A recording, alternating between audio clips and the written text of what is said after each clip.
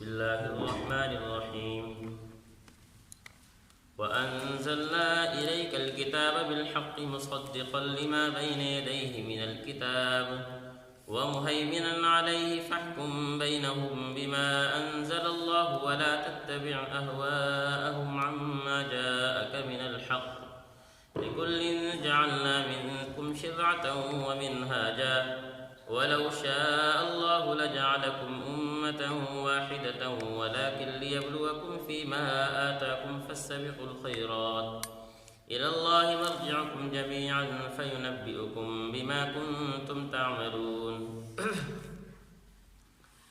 اس آیات کی تشریح ہو چکی تھی کہ اللہ رب العزت نے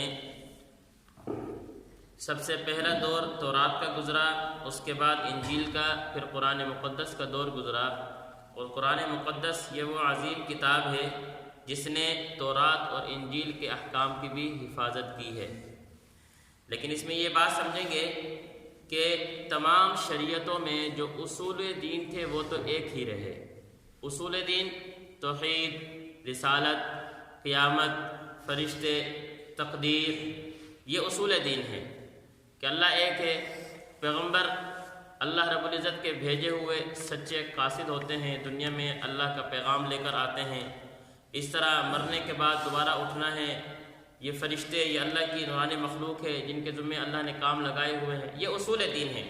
یہ تمام شریعتوں میں ایک ہی رہے، اور جو فروع دین ہوتے ہیں ان میں اختلاف ہوتا رہتا ہے۔ جس طرح نماز ہے، ہمارے ہاں 5 تھی، موسیٰ علیہ السلام کے دور میں 3 تھی، پھر مختلف صورتیں بھی تھی، اس لیے یہ فروع دین ہیں۔ تو اللہ رب العزت نے جو احکامات قرآن مجید میں نازل فرمائے تو وہ احکامات جو تورات اور انجیل میں بھی مذکور تھے اور ان کو قرآن مقدس میں بھی ذکر کر دیا، وہ اصول دین ہیں کہ وہ اس میں کوئی تبدیلی نہیں ہوئی اور کوئی اس میں رد و بدل نہیں ہوا۔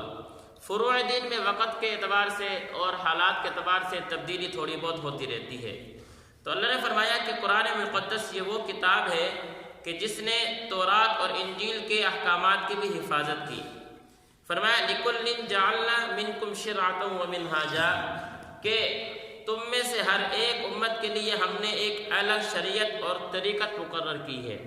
شریعت کسے کہتے ہیں اور طریقت کسے کہتے ہیں؟ شریعت کہتے ہیں جو انسان کے ظاہری اعمال ہوتے ہیں، نماز پڑھ رہا ہے، روزہ رکھ رہا ہے، زکوٰۃ ادا کر رہا ہے، حج بیت اللہ ادا کر رہا ہے، یہ آپ علیہ السلام کی شریعت کے مطابق ادا کرنا ہے۔ اور طریقت کہتے ہیں جو انسان کے تزکیہ نفس ہوا کرتا ہے، باطن کو صاف کرنا، جو شیخ مرشد کسی پیر کے پاس بیٹھ کر انسان جو ہے نا اللہ سیکھتا ہے، جس سے انسان کا دل اندر کے حسد، کینہ، بغض، یہ والی بیماریاں ختم ہوتی ہیں۔ تو اللہ فرما رہے ہیں کہ تم میں سے ہر ایک امت کے لیے ہم نے الگ شریعت اور طریقت مقرر کی۔ اب اس کی وجہ بیان کی تھی کل کہ اللہ رب العزت نے شریعت اور طریقت کو الگ الگ کیوں کیا، مختلف کیوں بنائے۔ وَلَوْ شَاءَ اللَّهُ لَجَعَلَكُمْ أُمَّةً وَاحِدَةً، اللہ فرماتے ہیں کہ اگر ہم چاہتے تو ہم ایک امت بنا دیتے، یعنی ایک ہی شریعت ساری امت کو دے دیتے، ہم ایک ہی امت بنا دیتے آدم علیہ السلام سے لے کر اور آخر تک، لیکن نہیں، ہم نے تبدیلی کی۔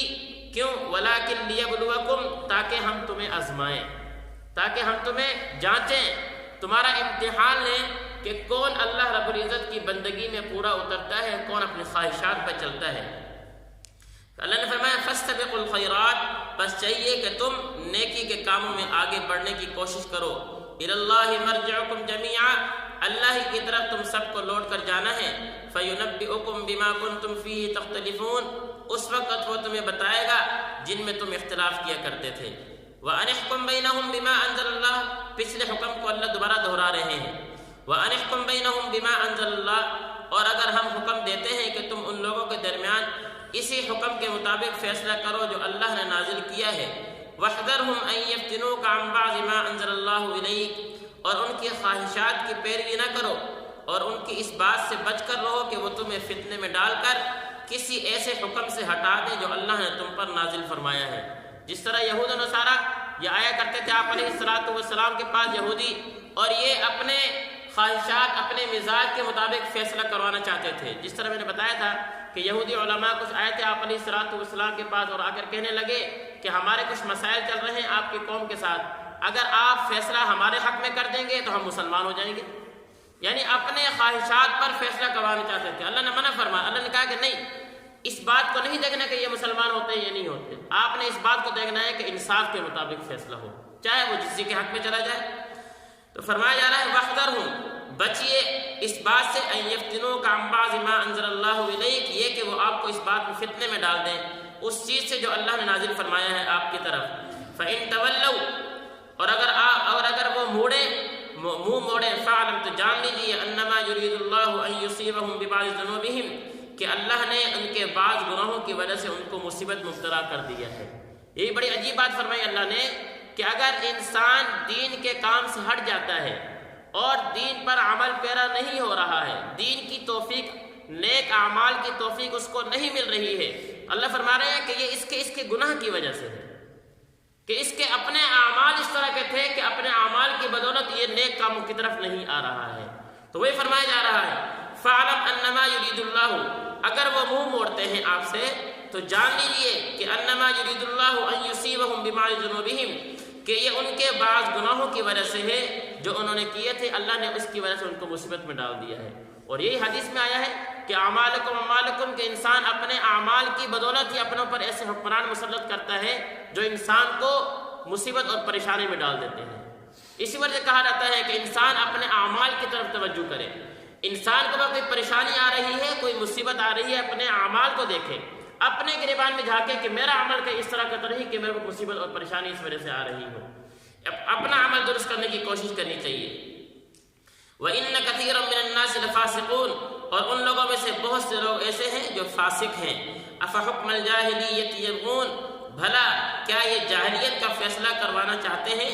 وَمَنْ أَحْسَنُ مِنَ اللَّهِ حُكْمًا لِقَوْمٍ يُوقِنُونَ، حالانکہ جو لوگ یقین رکھتے ہیں ان کے لیے اللہ سے اچھا فیصلہ کرنے والا کون ہو سکتا ہے؟ اللہ ہمیں سمجھنے کی توفیق نصیب فرمائے۔